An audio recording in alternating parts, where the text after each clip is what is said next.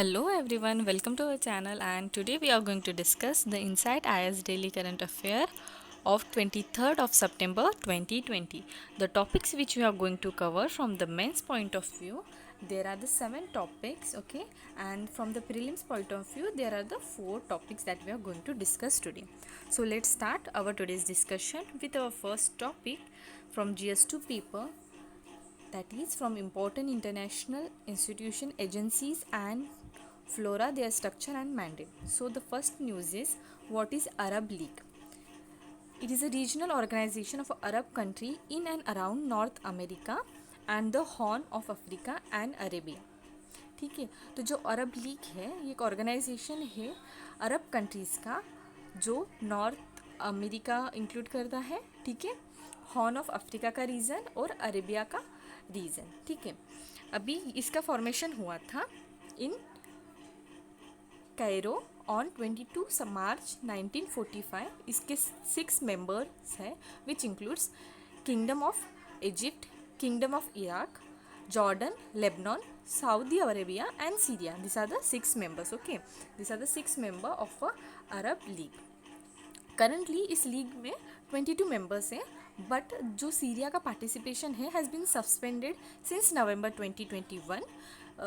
ये सस्पेंड क्यों किया गया? Due to some of the consequences related to the Syria civil war, ठीक है। अभी ये जो अरब लीग है इसका मेन एम क्या है, ठीक है, तो मेन एम इस लीग का ऐसा है कि draw the closer the relation between the member state and coordinate collaboration between them, ठीक है। जो मेंबर स्टेट हैं उनके बीच में प्रॉपर एक रिलेशन, अच्छा रिलेशन हो, उसके साथ साथ जो भी मेंबर स्टेट है उनके उनमें एक प्रॉपर कोलैबोरेशन या कोऑर्डिनेशन हो, किसके लिए? To safeguard their independence and sovereignty and to consider in a general way the affair and the interest of Arab countries.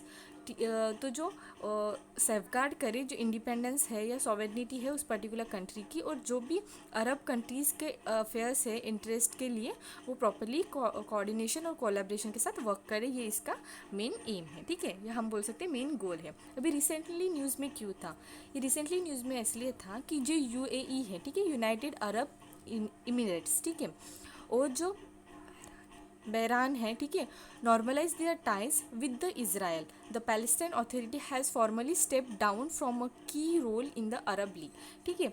तो जो यूएई है और बहरीन है उन्होंने जो इसराइल के मतलब उनके जो टाइज़ है उसको नॉर्मलाइज किया, जिसके कारण जो पैलेस्टाइन की जो अथॉरिटी है, ठीक है, उनका रोल जो है अरब लीग में कहीं ना कहीं कम हो गया है। अभी रिसेंटली इशू क्या है, ठीक है, द अरब यूनाइटेड ने जो यूएई है, ठीक है, United Arab Emirates and the Kingdom of Bahrain, उन्होंने एक डील साइन की है वॉशिंगटन में on September 15, which dispute has being held as a dawn for a new east middle east by the Trump administration. मतलब हम बोल सकते हैं कि नई सुबह होंगी इन द मिडल ईस्ट, मतलब कुछ अच्छा एडमिनिस्ट्रेशन मतलब हो या कुछ नए प्रोग्रेस इस रीजन में आने के लिए डील उन्होंने साइन किए by the Trump administration, and they have face some criticism from the Palestine, ठीक है, क्योंकि उन्होंने जो ये जो साइन की है डील वो कहीं ना कहीं रिलैक्सेशन, मतलब उनकी जो टाइज़ है नॉर्मलाइज कर रहे टूवर्ड्स द इसराइल। हम जैसे जानते हैं कि इसराइल और पैलेस्टाइन का बहुत एक सीरियस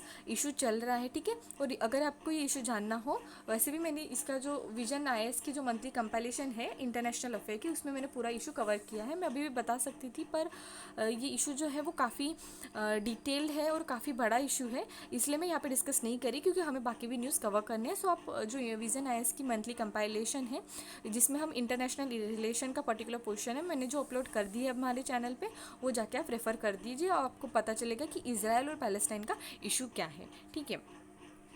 ये मैप लोकेशन है, ठीक है, अरब नेशंस की, ठीक है, अरब नेशन की map location. So next part is from the GS3 paper from the topic Indian economy and issues related to planning, mobilization of resources, growth, development and the employment. So the first one is, what are International Finance Services Center, ठीक है, IFSC। तो international financial services centre क्या होते हैं?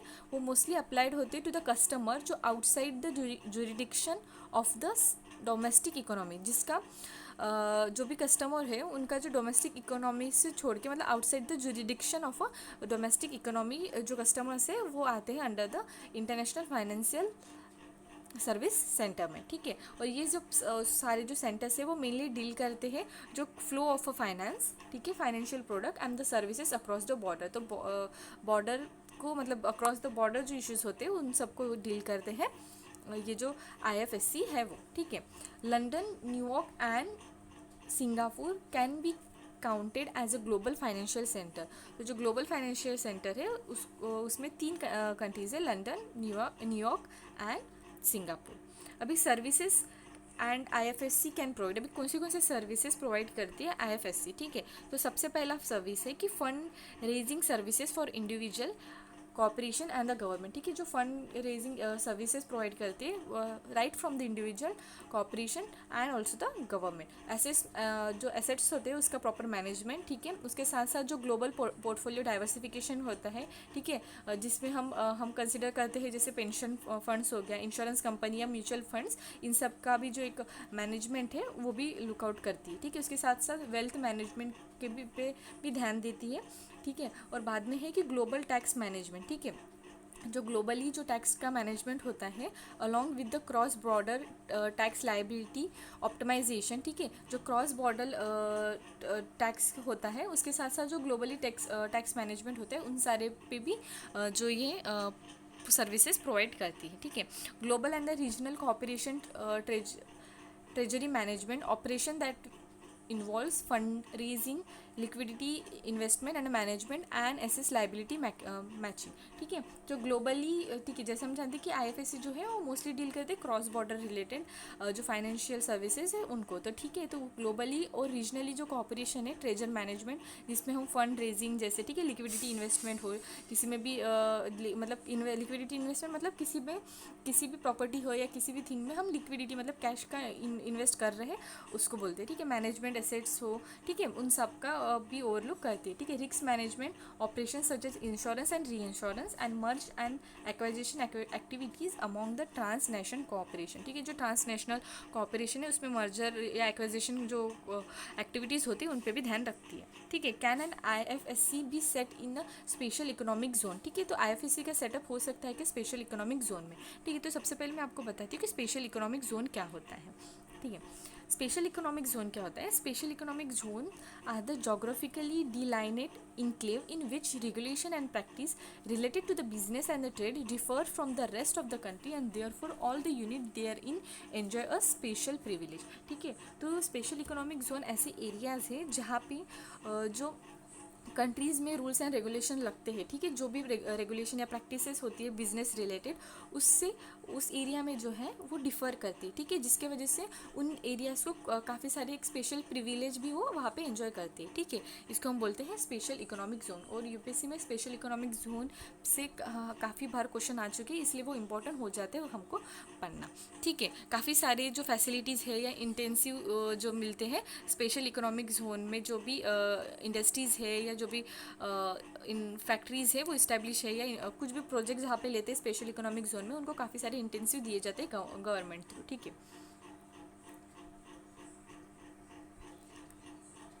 ठीक है, अभी हम जानते हैं कि कैन जो an IFSC be set as a special economic zone, ठीक है। तो special economic zone act 2005 allow setting up IFSC न SEZ, ठीक है, after approval from the central government. अगर सेंट्रल गवर्नमेंट ने परमिशन दे दी तभी जो IFSC है वो स्पेशल इकोनॉमिक जोन में सेटअप हो सकती है। IFSC इन इंडिया, तो फर्स्ट IFSC जो इंडिया में है वो कहाँ पे है? Gujarat international finance tech city, ठीक है, गिफ्ट सिटी इन गांधीनगर। तो फर्स्ट जो IFSC है वो सेटअप हुई गुजरात इंटरनेशनल फाइनेंस सिटी, ठीक है, इन गांधीनगर में, ठीक है।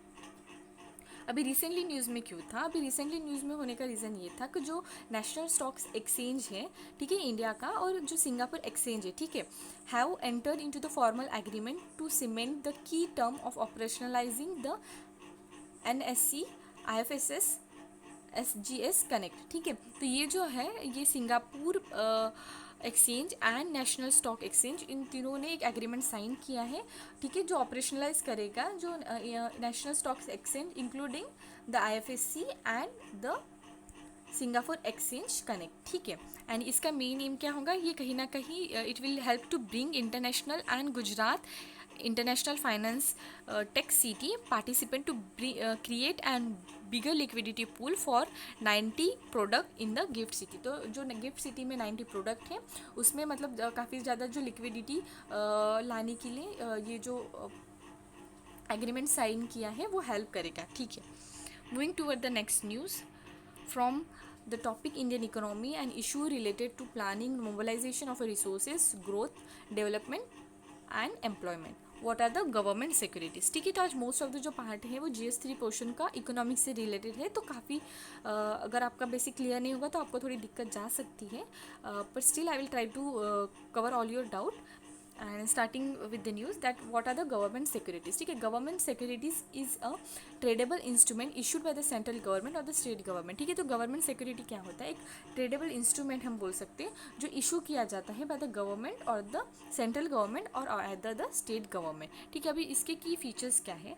तो की फीचर्स ऐसे हैं किसके? गवर्नमेंट सिक्योरिटीज़ के, कि it acknowledge the government depth obligation. ठीक है, जो भी गवर्नमेंट के डेप्थ ऑब्लिगेशन है उसको एक्सेप्ट करती है। उसके साथ साथ ये जो सिक्योरिटीज़ होती है it can be two type, that is short term होती है, ठीक है, जिसमें हम बोलते हैं ट्रेजरी बिल, ठीक है, विच ओरिजिनली मैच्योर होता है ऑफ लेस देन 1 ईयर। जो ट्रेजरी बिल होती है वो उसकी मैच्योरिटी होती है लेस देन 1 ईयर। ठीक है, जो सिक्योरिटीज़ रहती है mostly that is short term and that is long term. और हम ने देखा कि जो शॉर्ट टर्म में जैसे हम बताते हैं कि ट्रेजरी बिल जिसकी मैच्योरिटी लेवल होती है लेस देन 1 ईयर, और लॉन्ग टर्म में देखते हैं गवर्नमेंट बॉन्ड, ठीक है, और उसको हम डेटेड सिक्योरिटी बोलते हैं जिसकी मैच्योरिटी ईयर जो होती है मोर देन 1 ईयर होती है। ठीक है, तो लॉन्ग टर्म और शॉर्ट टर्म सिक्योरिटीज़ रहते हैं। ठीक है, गवर्नमेंट सिक्योरिटीज़ दो टाइप के। ठीक है, सो सेंट्रल गवर्नमेंट है वो इशू करती है बोथ।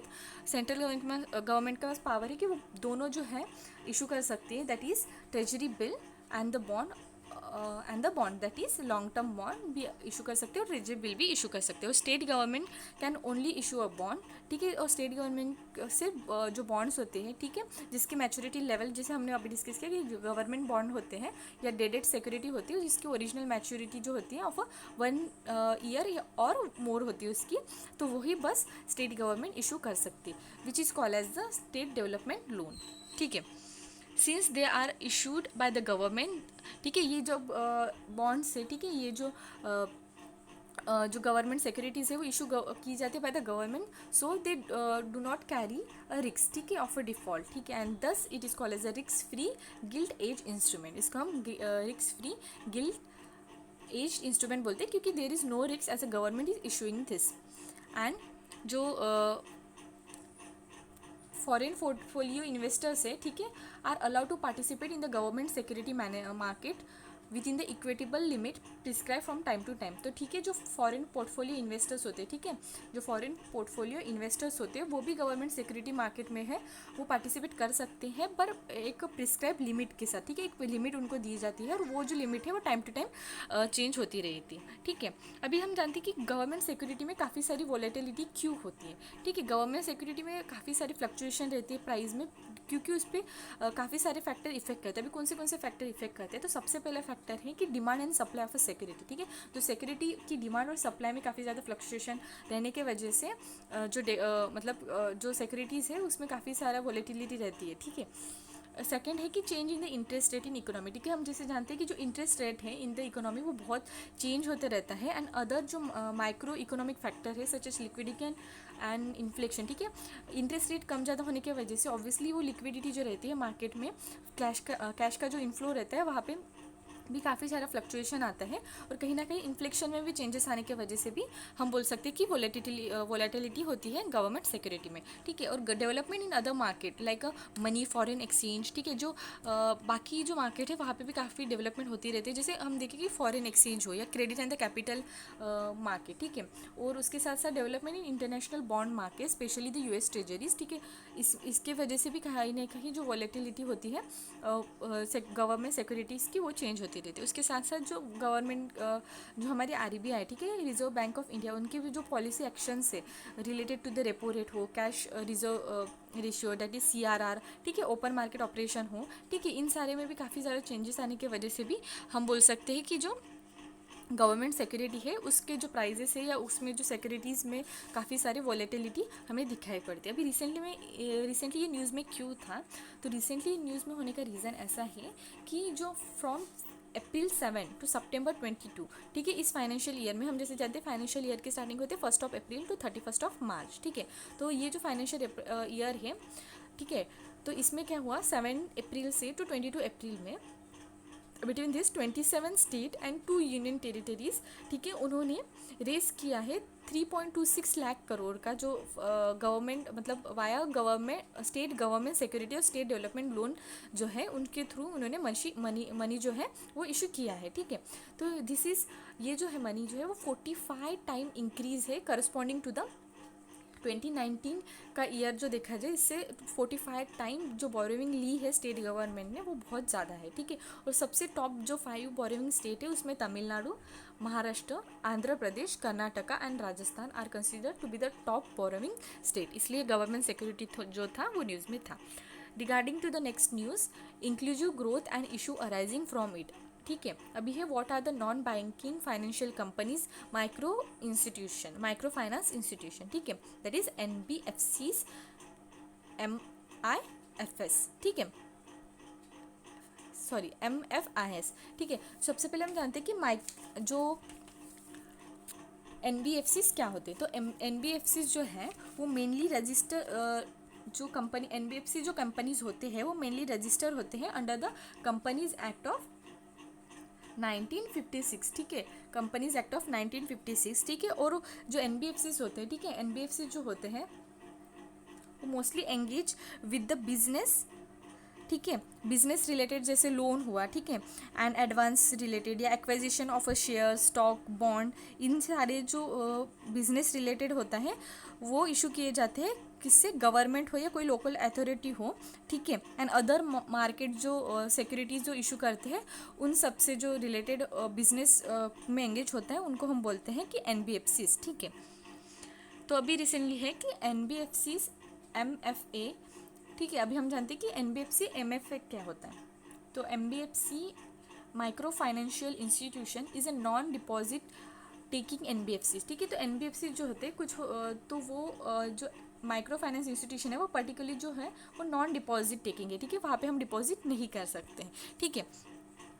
एंड जो माइक्रो फाइनेंशियल इंस्टीट्यूशंस है NBFCs के, तो उनमें कुछ कंडीशन मीट करनी चाहिए, जैसे मिनिमम नेट ओन फंड जो है ऑफ ₹5 करोड़, ठीक है, and at least 85% of its total net asset are in the quality of a qualifying asset, ठीक है। ये जो टर्म्स एंड कंडीशन है in the case of a NBFCs micro finance institution, ठीक है। अभी हम जानते हैं कि क्वालिफाइंग एसेट्स क्या है। तो क्वालिफाइंग एसेट्स क्या होते हैं, are those asset which are substantial period of a time to be ready for the intend use, ठीक है, एक पर्टिकुलर टाइम लेता है, ठीक है, before the use of particular that asset, ठीक है। अभी नेट एसेट क्या होता है, अदर टोटल एसेट जहाँ पे एक्सक्लूड करते हैं हम cash, bank balance and the money market instrument, ठीक है। इसको हम अगर हम एक्सक्लूड कर दिए टोटल एसेट से तो हमको उसको बोलते हैं कि नेट एसेट होता है। और क्वालिफाइंग एसेट जो होता है वो होता है जिसको एक सब्सटेंशियल पीरियड ऑफ टाइम लगता है रेडी होने को, बाद में हम उसका यूज़ कर सकते हैं, ठीक है। यहाँ पे इस फिगर में दिया है जो नॉन बैंकिंग फाइनेंशियल कंपनीज है उनमें से जो माइक्रो फाइनेंस इंस्टीट्यूशन में कौन कौन आते हैं, ठीक है। तो asset financial company, systematic important core investment company, loan company, ठीक है। And then sorry my mistake कि RBI के अंडर में कौन से जो RBI किस किस को कंट्रोल करती है उसमें आता है कि asset financial companies, systematic important core investment company, loan company, non banking financial company that is micro finance institution, infrastructure finance company, non banking financial companies factor and the investment companies, ठीक है, ये सब include होते हैं। अभी recently news में क्या था कि loan disbursement by non banking financial companies micro finance institution decline 96% to 570 crore in the first quarter of a current financial year. अगर हम देखी जाए तो जो फर्स्ट फाइनेंशियल ईयर का फर्स्ट क्वार्टर है इसमें जो माइक्रो फाइनेंस इंस्टीट्यूशन है उसका जो लोन डिसबर्समेंट है, ठीक है, लोन देने का ये जो है वो डिक्लाइन हुआ है बाय द 96%, ठीक है, 96%। इसका जो रिपोर्ट दिया है by the micro finance institution network के रिपोर्ट के अकॉर्डिंग, ठीक है। तो ये इसलिए ये जो था NBFC न्यूज़ में था, ठीक है। Next is regarding awareness in the field of IT, space, computer, robotics and nano technology. So the news is what is a net neutrality, ठीक है। तो net neutrality means that the government and the internet service provider treat all the data on the internet equally and does not differentially charge consumer for higher quality delivery or giving preferential treatment to the certain website, ठीक है। तो net neutrality क्या होता है, जो government या internet service provider होते हैं वो सभी जो इंटरनेट एक्सेसर होते हैं उनको सबको इक्वली ट्रीट करती है, किसी को जो है एक प्रिफरेशनल ट्रीटमेंट नहीं देती है या किसी पर्टिकुलर के हाई क्वालिटी डिलीवरी नहीं देते, उसको हम बोलते हैं कि नेट की जो न्यूट्रलिटी बोलते हैं, ठीक है ना। नेट जो है, नेट का सप्लाई सबको इक्वली मिले, ठीक है। Network neutrality requires all internet service provider to provide the same level of data access and the speed to all traffic, and the traffic to one service or the website cannot be blocked or degraded, ठीक है। तो सब जो net service provider होते हैं, ठीक है, तो नेट न्यूट्रलिटी क्या होता है, उसमें सभी को जो proper same level of data का एक्सेस होना चाहिए और स्पीड ऑफ ऑल टैरिफ, किसी पर्टिकुलर पर्सन की या किसी की एक की या दो लोगों की, मतलब ऐसे पर्टिकुलर नंबर ऑफ पीपल की ही ब्लॉक कर दे पर्टिकुलर वेबसाइट, ऐसा नहीं होना चाहिए, मतलब इक्वल डिस्ट्रीब्यूशन ऑफ डाटा होना चाहिए, ठीक है। How net neutrality is treated और रेगुलेटेड इन इंडिया, अभी इंडिया में इसको कैसे रेगुलेट किया जाता है, तो जो telecom and regulatory authority of India है has released the prohibition of discriminatory tariff for a data regulation service regulation 2016। तो उन्होंने जो है telecom and regulatory authority of India, उन्होंने एक रेगुलेशन जो है 2016 में लाई, जिसका नाम है prohibition of a discriminatory tariff for a data service regulation 2016। और इस रेगुलेशन के अकॉर्डिंग जो टेलीकॉम सर्विस प्रोवाइडर है from a different charging different tariff from consumer for accessing different service online, ठीक है। तो ये कहीं ना कहीं प्रोहिबिट कर दी है जो टेलीकॉम सर्विस प्रोवाइडर होते हैं कि कंज्यूमर को मतलब डिफरेंट टैरिफ लगा के जो डिफरेंट ऑनलाइन फैसिलिटीज़ है उसको प्रोवाइड करने को, ठीक है। अभी रिसेंटली न्यूज़ में क्यों था, तो रिसेंटली न्यूज़ में होने का एक रीज़न ये था कि जो telecom regulatory authority of India है उन्होंने रिसेंटली सजेस्ट किया है that they are going to setup, ठीक है, वो सेटअप करने वाले एक मल्टी स्टेक होल्डर बॉडीज़, ठीक है, जो इंश्योर करेगा internet service provider in the country adhere to the principle of a net neutrality, ठीक है, जो नेट न्यूट्रलिटी को कंसिडर करके जो नेट सर्विस प्रोवाइड करने के लिए एक मल्टी स्टेक होल्डर बॉडी का सेटअप करने का सोचा है, इसलिए ये न्यूज़ में था, ठीक है। अभी प्रपोजल में क्या है, जो मल्टी स्टेक होल्डर बॉडीज़ रहेगी वो एक फोरम है जो कंटेन करेगा, जहाँ पे जो रिप्रेजेंटेटिव है या स्टेक होल्डर है सारे जो telecom and internet service provider, ठीक है, content provider, researcher and academician, ठीक है, एकेडमिक या technology community as well as government का इंक्लूड रहेगा इन मल्टी स्टेक होल्डर जो बॉडी रहेगा इसमें, ठीक है। फंक्शन देखा जाए तो it will be assist by the department of telecommunication, कहाँ पे, in monitoring processing technical standard and methodology for the best practices to be adopt for the tariff management practice, ठीक है, और असिस्ट किया जाएगा, ठीक है, जो department of telecommunication through and जो भी बेस्ट प्रैक्टिसेस रहेंगी and for the handling of a complaint, ये in case of a net neutrality ये भी जो है डिपार्टमेंट ऑफ टेलीकम्युनिकेशन जो है वो देखेगा। उसके बाद next news is from the conservation related issue, that is environment pollution prevention and control authority. तो जो ये अथॉरिटी है that is EPCA is a supreme court mandatory body tasked with taking various measure to tackle air pollution in the national capital region. तो national capital region में जो भी air pollution related measures लेने के लिए इस body का setup हुआ है।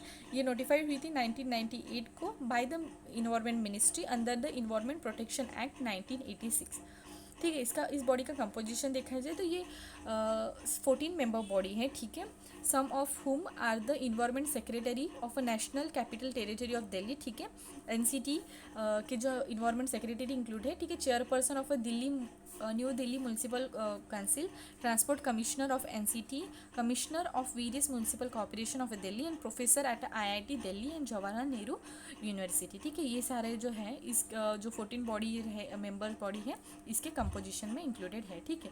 अभी पावर देखे जाए तो ये जो बॉडी है, ठीक है, ये जो अथॉरिटी है उनको पावर है, सुओ मोटो भी पावर है, मतलब वो इनिशियली खुद से भी कुछ कंप्लेंट्स हो या कुछ इशू को हैंडल कर सकते हैं, या कोई भी पर्सन ने या कोई भी इंडिविजुअल ने कंप्लेंट की हो, ठीक है, रिलेटेड टू द इन्वायरमेंट, तो उसको भी हैंडलिंग का जो अथॉरिटी है वो भी देखता है, ठीक है। Function to protect and improve the quality of environment and to prevent and control the environmental pollution, ठीक है। जो इन्वायरमेंट की क्वालिटी है उसको इम्प्रूव करने के लिए, ठीक है, and to protect and prevent them from the environmental pollution in the NCR region, ठीक है, that is Delhi region, okay, and it to enforce a graded response action plan in NCR as per the pollution level, ठीक है। जो graded response action plan जो है उसको भी proper implement करने के लिए ये बॉडी का सेटअप है, ठीक है। रिसेंटली न्यूज़ में क्यों है, रिसेंटली न्यूज़ में होने का रीज़न ये है कि जो ये अथॉरिटी है, ठीक है, उन्होंने रिसेंटली जो चीफ सेक्रेटरी है पंजाब और हरियाणा के, उन्होंने उनको वार्निंग दी है कि जो हम जैसे जानते हैं कि पंजाब और हरियाणा में काफ़ी ज़्यादा स्टबल बर्निंग की वजह से जो पोल्यूशन होता है और कहीं ना कहीं वो जाके जो दिल्ली है या NCR रीजन में उसको उसके जो इफ़ेक्ट्स है वो फेस करने पड़ते हैं। तो इसलिए जो है जो अथॉरिटी ने पंजाब और हरियाणा के जो चीफ सेक्रेटरी हैं उनको पहले ही इस जो मैटर को है वो अर्जेंटली रिजॉल्व करने को कहा है, ठीक है। The next news is from the topic various security forces and agencies and their mandate, that is National Investigation Agency। तो ये it is a central agency है to investigate and prosecute the offence. अभी कौन से offence को देखती है national investigation agency. सबसे पहला है कि जो मैटर्स है या जो भी केसेस हैं जो अफेक्ट करते हैं sovereignty, security and integrity of India, security of state and friendly relation with the foreign state. Second is against the atomic and the nuclear facilities, and third is smuggling in a high quality counterfeit Indian currency, ठीक है। इन सारे cases को जो है जो national investigation agency है वो देखती है। And it is also the central counter terrorism law enforcement agency, हम उसको central counter terrorism law enforcement agency भी बोलते हैं। एंड इसका जो पावर है, it empower to deal with the terror related crime across the state without the special permission from the state, ठीक है। तो ये जो भी क्राइम होते हैं स्टेट में, तो without prior permission of the state ये जो अथॉरिटी है या एजेंसी है वो उस केसेस को हैंडल कर सकती है, ठीक है। ये इस्टेब्लिश की गई है by the national investigation agency act 2008 से, ठीक है, उनके अकॉर्डिंग, एंड जो वर्क करती है under the ministry of home affair. Jurisdiction के बारे में देखा जाए तो जो स्टेट गवर्नमेंट रिक्वेस्ट कर सकती है सेंट्रल गवर्नमेंट को कि जो उनके स्टेट में केस है वो केस जो है वो NIA को दे सकते हैं, ठीक है। एंड ऐसा भी हो सकता है कि central government also order NIA to investigate the schedule offences anywhere in India, ठीक है। और सेंट्रल गवर्नमेंट भी NIA को परमिशन दे सकते, मतलब ऑर्डर दे सकती है कि कोई भी जो ऑफेंसेस हुआ है किसी भी इंडिया के पार्ट में उसको हैंडल करने के लिए, ठीक है। State government through request through भी हैंडल कर सकते हैं, उसके साथ साथ सेंट्रल गवर्नमेंट खुद से भी ऑर्डर दे सकता है, ठीक है। अभी कंपोजिशन देखा जाए तो officer of NIA are drawn from a Indian police service and Indian revenue service, ठीक है। जो IPS ऑफिसर्स होते हैं, इंडियन पुलिस सर्विस के ऑफिसर्स होते हैं, और जो इंडियन रेवेन्यू सर्विसेज के ऑफिसर्स होते हैं, ठीक है, जो जिसका पेपर UPSC थ्रू, मतलब UPSC थ्रू इनकी पोस्ट डिसाइड की जाती है, जिसकी हम प्रिपरेशन कर रहे हैं, ठीक है। एंड जो ऑफिसर्स जो है NIA में भी, तो वो इंडियन पुलिस सर्विस और इंडियन रेवेन्यू सर्विस के हैं, ठीक है। अभी स्पेशल NIA कोड्स क्या है, जो स्पेशल कोड्स जो है नोटिफाई किए by the central government of India through notify किए हैं, जहाँ पे NIA के केसेस देखे जाएंगे, ठीक है।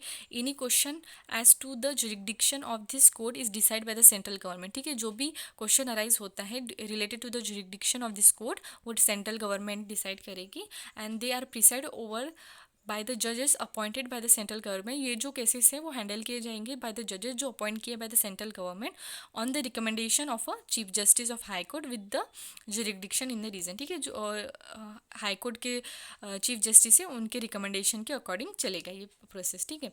तो supreme court of India has also been empowered to transfer the cases from one special court to the other special court within or outside the state, ठीक है। तो सुप्रीम कोर्ट के पास पावर है कि कोई भी जो NIA रिलेटेड केसेस है तो एक स्पेशल कोर्ट से हम दूसरे स्पेशल कोर्ट में भी वो ट्रांसफ़र कर सकते हैं। अभी पावर देखे जाए तो NIA special court are empowered with all power of the court of session under the code of criminal procedure 1973 for a trial of any offences. ठीक है, जो एनआई है उनको एम्पावर्ड है कि जो भी code of criminal process that is, ठीक है, दैट इज़ ऑफ 1973, उनके अंडर जो भी पावर्स आते हैं वो सारे के लिए एम्पावर्ड है एनआईए स्पेशल कोड। अपील, ठीक है, and appeal from any judgment, sentence और order not being an interlocutory order of a special court lies to the High Court, both on fact on the law. State government has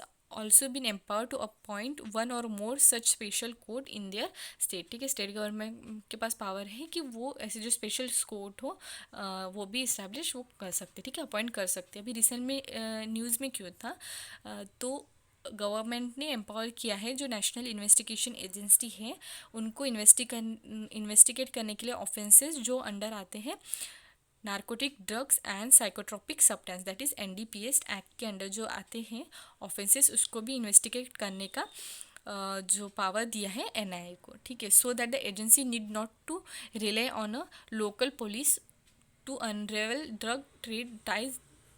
ठीक है, तो इससे क्या होगा, जो लोकल पुलिस के पे रिलाई नहीं करेगी ये एजेंसी। ठीक है, इसके लिए वो हेल्प होगा and it will somewhere help to counter जो काउंटर टेररिज्म ऑपरेशन हो रहे उसको भी डील करने के लिए कहीं ना कहीं हेल्प होगा। जो एनआईए ऑफिसर्स होते हैं of inspector rank and the above can investigate related to the offences.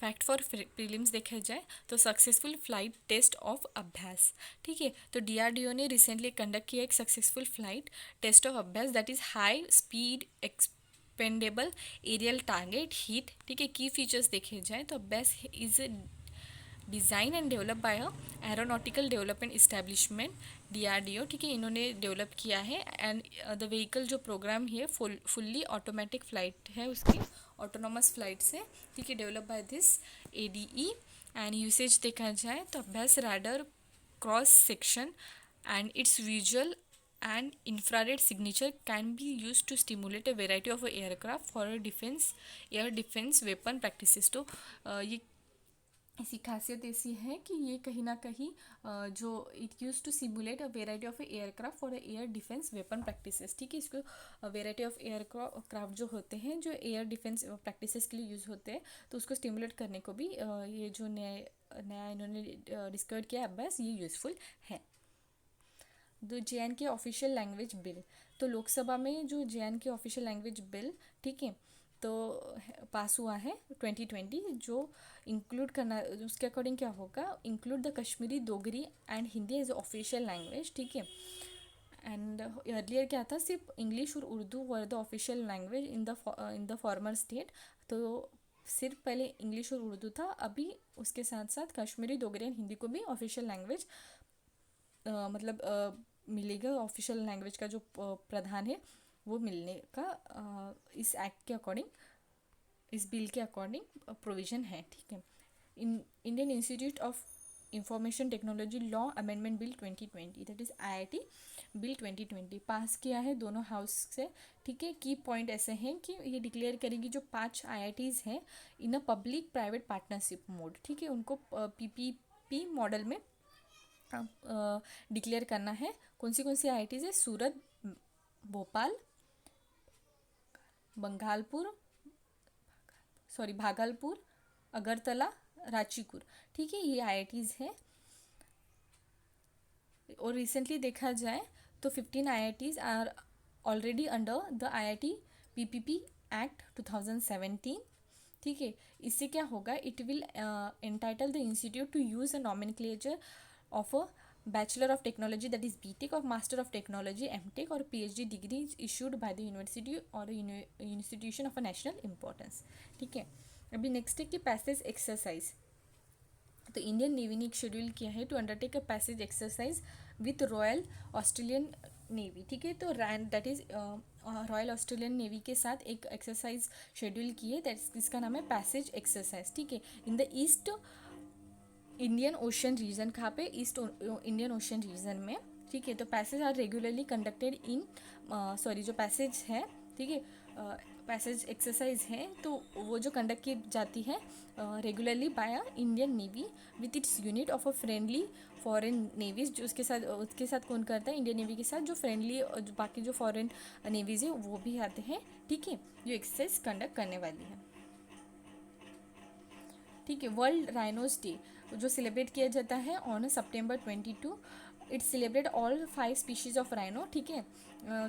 5 species कौन से हैं, black, white, great, one horn rhino, Sumatran and जावन राइनो, ठीक है। 2010 में देखा जाए तो first rhino world rhinoceros day celebrate किया गया by the world wild life fund, ठीक है, WWF के तरफे। एंड IUCN स्टेटस देखा जाए तो क्रिटिकली डेंजर स्टेटस दिया गया है किस स्पीशीज़ को, जावन राइनोज, सुमात्रन राइनोज यानी ब्लैक जो राइनोज है उनको, और white rhinos are declared as a nearly threaten, ठीक है। एंड वाइल वन हॉर्न जो राइनोज है are said to be the vulnerable, ठीक है। जो IUCN है, ठीक है, तो वो काफ़ी सारे जो स्टेटस देती है, ठीक है। आप मुझे कमेंट सेक्शन में बताना कि IUCN क्या है, वो कौन से स्टेटस देती है, ठीक है। जैसे कि क्रिटिकल इंडेंजर्ड, थ्रेटन, वनरेबल, ठीक है, ऐसे काफ़ी सारे जो है IUCN थ्रू स्टेटस दी जाती है, तो वो कौन से स्टेटस देती है और IUCN क्या होते हैं उसके बारे में आप कमेंट सेक्शन में ज़रूर बताना, ठीक है। इस तरीके से आज हमने सारे न्यूज़ कवर कर दिए। आई होप आपको सब ये पसंद आया होगा news discussion, and please do like, comment and subscribe. Stay connected, thank you.